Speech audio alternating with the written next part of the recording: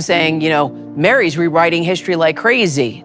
I think it's an easy way to blow off the fact that... Welcome to Glow Gossips USA, the channel where hidden truths rise, justice gets loud, and the silent finally speak. Today, we dive into the courtroom storm that rocked the Brown family to its core, where Meri Brown stood up not just for herself, but for every wife who was made to feel invisible. This isn't just about land. It's about power, betrayal, and the courage to reclaim what was stolen. It began with a voice that had stayed silent for far too long, but not anymore. The courtroom held its breath as footsteps echoed across the floor. Meri Brown stood tall and steady as she approached the witness stand. There were no cameras allowed, but if there had been, they all would have locked onto her. This wasn't the quiet woman hidden behind polygamy anymore. This was someone who had lived in the shadows of spiritual promises and now stepped into the glare of truth and justice. She wore a dark blue blazer, her blonde hair tied back in a firm, no-nonsense bun, and in her hand was a thick folder, a stack of truths she had carried for years without reward. She didn't blink. Not as she walked past Robyn, who sat frozen beside Kody. Not even as she stared directly into the eyes of the man who once swore she'd always matter. She adjusted the microphone and glanced at the judge before turning to the courtroom. "Your Honor," her voice began, steady but trembling. "From years of swallowed rage, I'm here to reclaim what was always mine, not just as a wife, but as a woman, a mother, a human being." Her gaze briefly met Kody's, whose body had stiffened like stone. "I want what's mine, and I'm not backing down." A low gasp swept through the courtroom. For years, viewers had seen Meri as the loyal first wife, the one who stayed while everything around her crumbled. They'd watched her suffer through emotional abandonment, endure public humiliation during the catfish incident, and cling desperately to a family that was slipping through her fingers. But this wasn't the Meri they knew. This was someone rising. Today was about more than the past. It was about Coyote Pass, the land that had become the heart of a broken promise. 12 acres of dirt and pine trees in Arizona that represented a future, a commitment, and a dream Kody once sold to all his wives. He had convinced them it would be shared, a collective home, an inheritance for their children. But that dream was stolen in silence. Behind Meri, Janelle sat in quiet solidarity, arms crossed, her mouth drawn into a thin, hard line. Time had marked them both, but the fire in their eyes burned the same, a fire forged in betrayal. They weren't there as past sister wives. They were there as women who had been erased from their own stories and were now drawing the line for good. The judge, a calm, composed woman in her 60s, nodded to Meri. "Mrs. Brown, you may proceed." Meri nodded back, lifting a sheet from her folder. "This," she said, raising the paper for the courtroom to see, "is a payment statement from August 14, 2018. It shows a deposit from my business account into the family trust.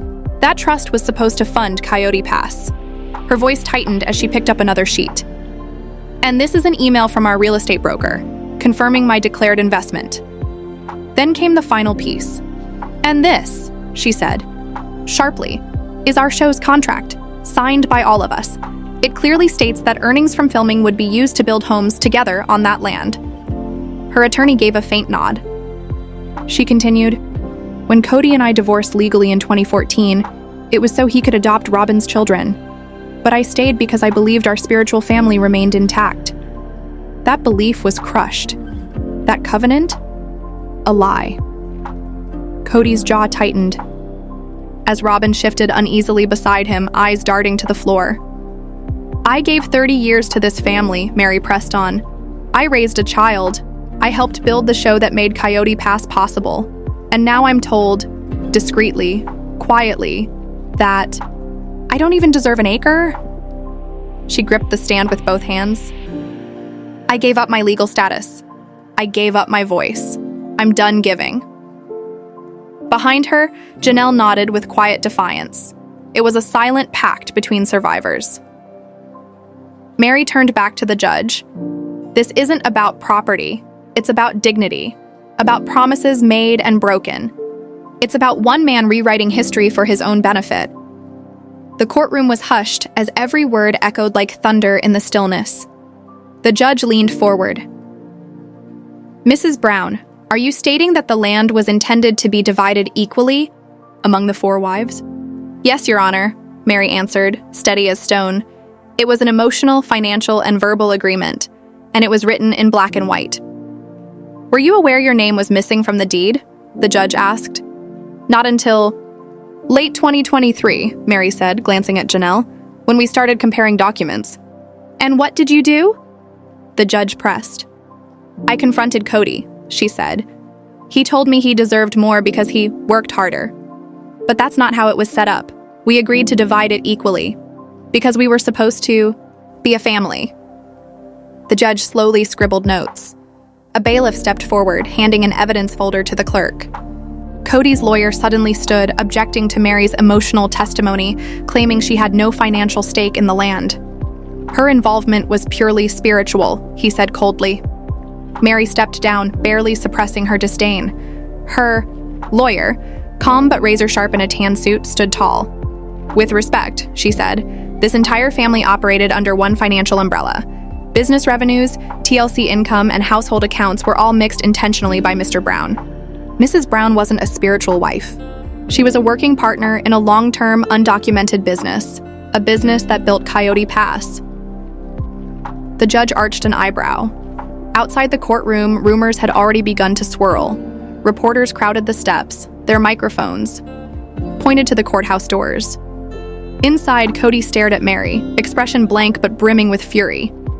She didn't look at him with love anymore. That gaze had been incinerated. What he saw now was a woman who had nothing left to lose, and that made her more dangerous than ever. Coyote Pass wasn't just land.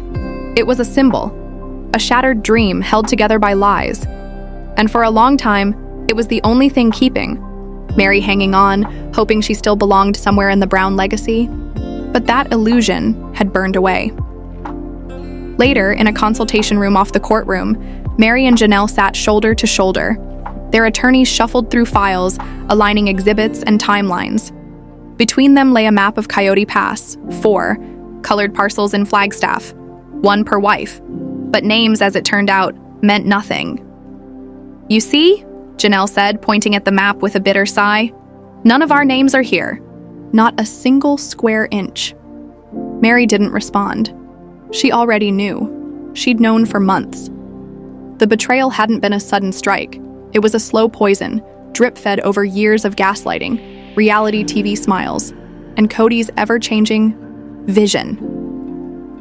She remembered the fire pit, the early days in Flagstaff, sitting with the family while Kody drew dream homes in the dirt with a stick. "We'll each have our own section," he had said back then. But that dream wasn't for them. I've seen men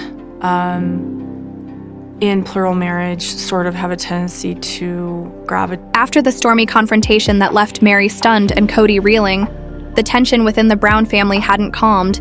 It had only shifted, changed form, like lava flowing beneath hardened earth. There was no peace, only pauses between eruptions. Kody thought the worst was behind him. He had pleaded, begged, even promised a redemption arc he couldn't deliver on. But what he didn't expect was the quiet fury building within the one person he thought would never turn her back on him, Janelle. While Robyn sobbed behind closed doors, clutching her children like war-torn survivors, Janelle stood in the ashes of what used to be her home. Not just the walls and floors, but the spiritual and emotional sanctuary she once believed she helped build. Now, that sanctuary was a ruin of debt, broken promises, and emotional manipulation.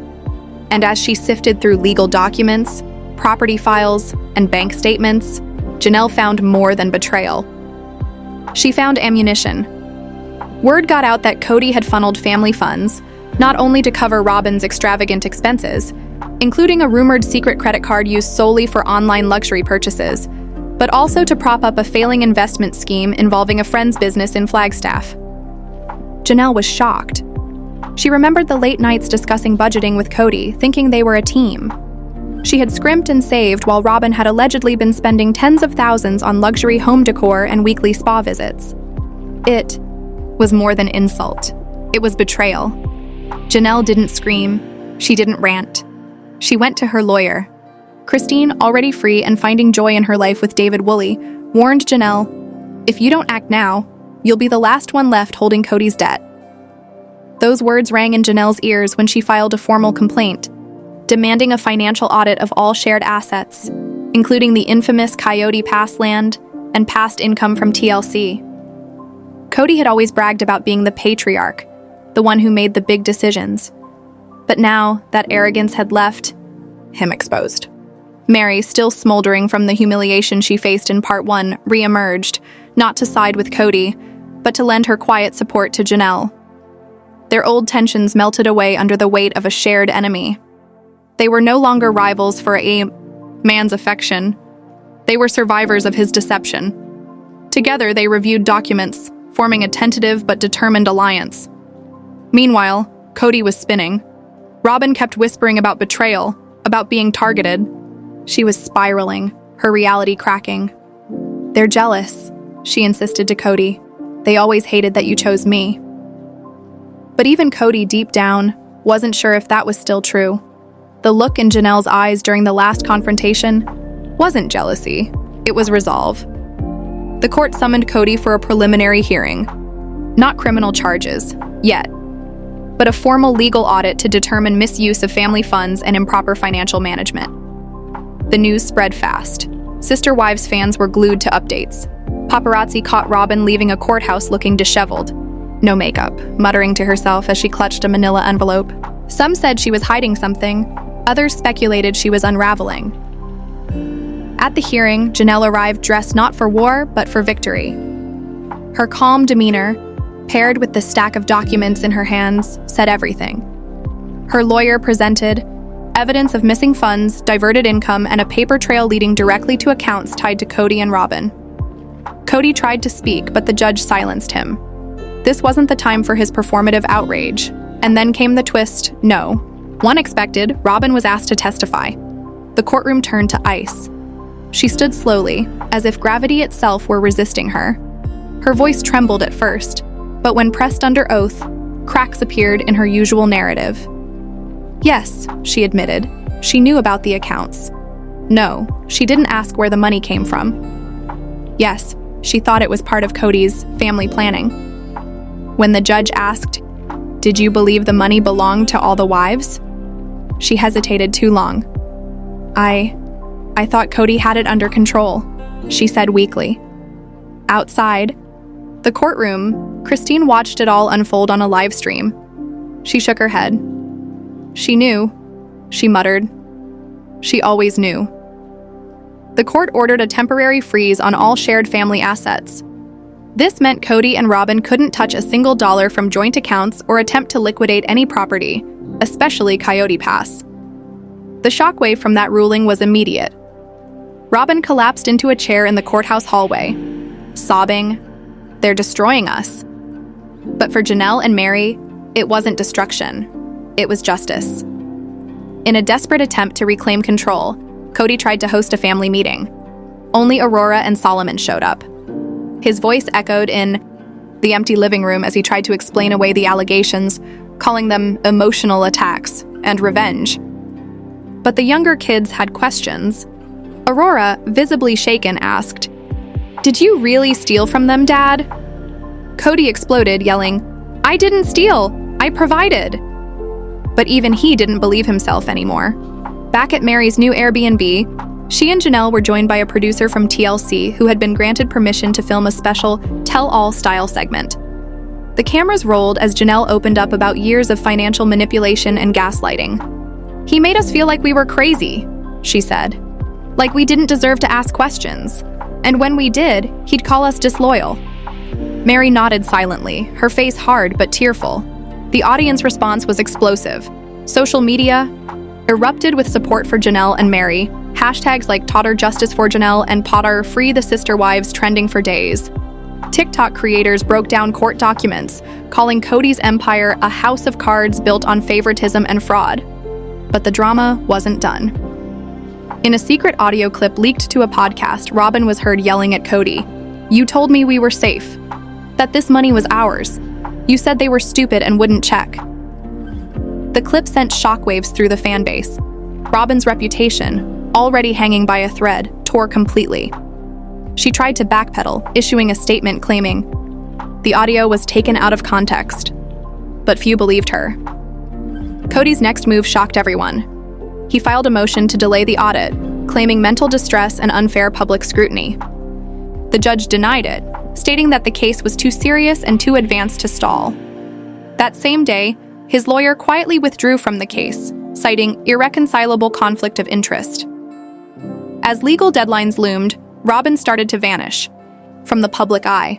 No more crying on camera, no more defending herself. She stopped showing up to court, citing illness. Rumors swirled. Had she left Kody? Was she cooperating with investigators? No one knew for sure. But what was certain was that Kody was now facing it all alone. Janelle, in the final moments of the court proceedings, delivered a statement that left everyone stunned. "We were not wives, we were assets. We were treated as replaceable as burdens. But today, I reclaim my worth, not as Kody Brown's wife, but as a woman who chose truth over silence." The courtroom was silent. Meri added, "You don't have to yell to be strong. Sometimes all it takes is finally walking away." With the judge's final ruling pending and another round of financial disclosures requested, the Brown family saga wasn't over. It was entering its most brutal chapter yet. But one thing was clear. The sister wives were no longer under Kody's thumb. They were rising, and this time the world was watching. Let me remind you, are these her transfers? The courtroom fell into a stunned hush as Meri's attorney slid a series of printed bank statements across the table. Kody squinted, then nodded. "Yes," he muttered, cornered. "So she made a contribution. Yet, you cut her out?" "I had to act fast," Kody barked defensively. "I didn't have time to hold hands. Robyn and I were the only ones serious about it." A ripple of whispers stirred through the courtroom.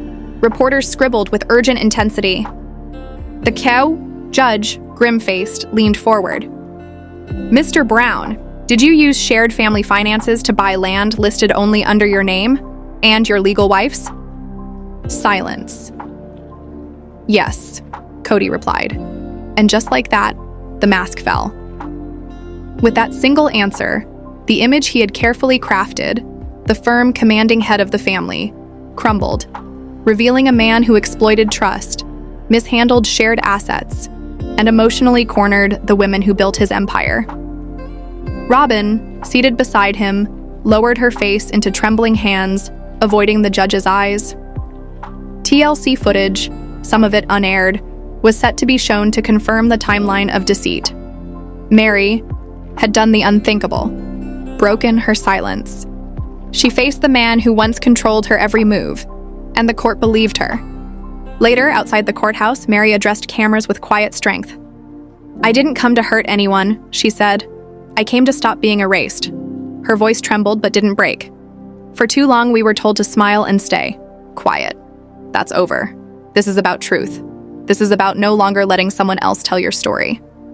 Janelle stood behind her, solemn and steady. Together, they turned and walked away. Back inside, the atmosphere shifted again as the judge called the next name. "Mrs. Robyn Brown, please take the stand." Silence dropped like a curtain. Even the usual fidgeting stopped. Robyn rose slowly, each step on the polished floor, echoing like a countdown. The woman America knew as the calm, polished favorite wife now looked haunted. The gloss was gone. She sat, hands trembling, cardigan sleeves tugged down, heart visibly pounding. The bailiff administered the oath. "Do you swear to tell the truth?" "Yes," Robyn whispered, and it began. Her attorney started cautiously. "Mrs. Brown, what was your understanding of the land's division?" "I always believed we'd each get a piece," she replied. "That's what Kody said." Her voice cracked. "Did you think Meri and Janelle owned part of it?" "At first, yes. But then people started leaving. Christine left. Meri grew cold. Janelle was angry." I thought I was the only one still committed to the dream. Were you involved in the paperwork? Robyn hesitated. I signed some things, but I left legal stuff to Kody. So you didn't realize the others were left out? Robyn looked down. Not at first. Her lawyer pressed on. You're saying you didn't know they were excluded? I didn't really know, she said, barely audible. She was dancing a fine line. But Meri's lawyer wasn't letting her off easy. She stood. Mrs. Brown, you say you trusted Kody, but weren't you co-owner on 3 lots? Yes, but you didn't question why the others were excluded? I thought they weren't interested anymore. So instead of confirming you signed away their shares? I was just following orders, Robyn muttered. The phrase hung in the air like a cloud. The lawyer pounced. Did you or did you not send this message to the property lawyer? She read aloud. We don't want the other wives to make it messy. Better if we do it before they notice. A gasp rippled through the room. Robyn froze, pale. I didn't mean it that way. I meant emotionally messy. You constructed a transfer that removed 2 women who helped pay for that land. I didn't know. You signed it. I trusted him. She blurted louder now. I thought they didn't care anymore. Her voice cracked again. She broke, sobbed into her hand, shoulders shaking. I didn't ask for this, she whispered. The judge gently leaned forward. Mrs. Brown, we can take a recess. No, Robyn gasped. I need to say it. Silence returned. For years, I've been blamed. The fans hate me. The wives hate me. I was just trying to protect what was left of the family. I didn't ask to be legal wife. I didn't want special treatment. She turned to Meri, red-eyed. I'm sorry. I never wanted you to feel erased. Meri didn't move. She didn't cry. She simply stared, witness to the undoing of the woman who'd taken everything. Robyn turned back to the judge. I signed things I didn't understand. I didn't question them. I trusted him. Meri's lawyer stayed firm. Mrs. Brown, intent matters, but so does responsibility. The record shows you benefited from property the other wives helped fund. You got a house while they were still dreaming. Their names are not on deeds they helped pay for. A beat. That's not trust. That's complicity. Robyn cried. Again. This time, quietly. In the gallery, longtime fans of Sister Wives watched, stunned. Some were angry, others sympathetic. But most were something deeper, awakened. They saw a pattern they knew too well, being told to be silent, to stay small, to watch someone else take credit. This wasn't just about Robyn and Meri. This was about truth finally confronting power. The judge turned to Robyn. Your emotions are noted, but your failure to attend to legal matters is serious. Whether through neglect or control, consequences follow. Robyn said nothing. She returned to her seat. Kody avoided her gaze. He didn't even reach out. Power had shifted. Meri didn't need to speak again. Her strength now lived in every woman watching. She hadn't screamed. She hadn't raged. She'd brought facts. And facts won. Outside, a reporter rushed Meri. Do you believe Robyn meant to hurt you? Meri paused. Intent doesn't matter. Impact does. 3 weeks passed. Tension lingered like fog. Robyn's tears had dried. Kody's arrogance had cracked. Meri's quiet defiance had become legend. Now the moment had come. Everyone sat still as the judge re-entered. Meri sat tall. Janelle sat beside her, proud. Robyn clutched a tissue. Kody leaned forward, still sure of himself. He always was. The judge adjusted her glasses. This court finds that verbal, written, and financial agreements were made among all adult spouses in Coyote Pass. These were treated as binding by the family, the public, and the network. Meri's lawyer gave her a calm nod. The plaintiffs, Ms. Meri Brown and Ms. Janelle Brown, have proved through records, media, and contracts that they had valid expectations of ownership. Kody blinked. Robyn looked stunned. This court further finds that Mr. Kody Brown, aided by Mrs. Robyn Brown, knowingly transferred property into their names without full disclosure or compensation. A long sigh swept the room. The property shall be reappraised. Ms. Meri and Ms. Janelle Brown will be compensated equally. If not paid within 90 days, the property shall be sold and divided 25% to each of the 4 original wives. Boom. Justice. Meri didn't cheer. She didn't cry. She just let out a breath that had been held for 30 years. She turned to Janelle and smiled. Janelle squeezed her hand, equal parts relief and rage. Across the aisle, Robyn buried her face. Kody stared down, refusing to look at anyone. Outside, the story spread like wildfire. Meri Brown had won. Social media exploded. She finally got justice. Kody can't gaslight his way out of this. Robyn's tears didn't work this time. Hours later, Meri stood behind a podium. Janelle stood behind her. Reporters shouted questions. Cameras flashed. Meri raised her hand. Let me speak. She was calm, but strong. I didn't want it to end like this. I believed in the family. I gave it everything. My time, my silence, my name. But silence isn't justice, and loyalty isn't surrender. She looked into the cameras. For years, I was told I didn't matter, that I wasn't enough. But today, I was heard. A cheer erupted. I didn't come to ruin anyone. I came to reclaim what was mine. And more than that, myself. Applause broke out. Meri stepped down. Janelle leaned over. We did it. Back in Flagstaff, the fallout was immediate. Kody fumed. It's a witch hunt, he snapped in an impromptu interview. It's about revenge and attention. That land was mine. But no one cared. Even his kids had started speaking out. Gwen tweeted, "Mom was right. So was Meri." End of story. Peyton's TikTok. Kody's mad because he got caught. Robyn said nothing. Curtains drawn. Rumors swirled that she'd quit the show. TLC reportedly reconsidered her contract. The queen had fallen. Months later, Meri streamed a live video from her new home outside Park City, Utah. Modest, peaceful, hers. I wanted you to see this, she said, smiling. It's not just a house. It's proof you can begin again. At any age, from any place. Comments flooded in. You inspire us. This is real victory. She held up a coffee mug.